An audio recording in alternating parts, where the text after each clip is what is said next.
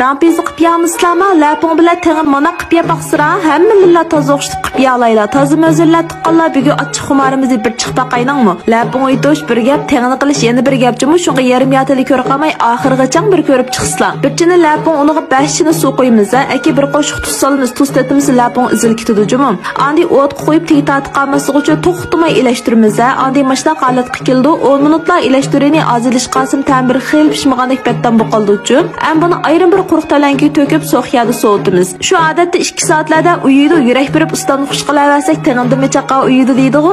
Endi tengini qilayna mana ma qurishlar ketadi bulan pak uzib chaqasib qozonqisib 10 minut qaynatib ta'min chiqarib olamiz. Angacha samsaq izib olayningmi? Endi o'tni o'chirib qurishlarni suzib olib, eki buni ustiga bir piyola ochiq suv, bir qoshiq jijing, bir qoshiq vijing, shisanshang biza kunjutmaga qo'ydik-a.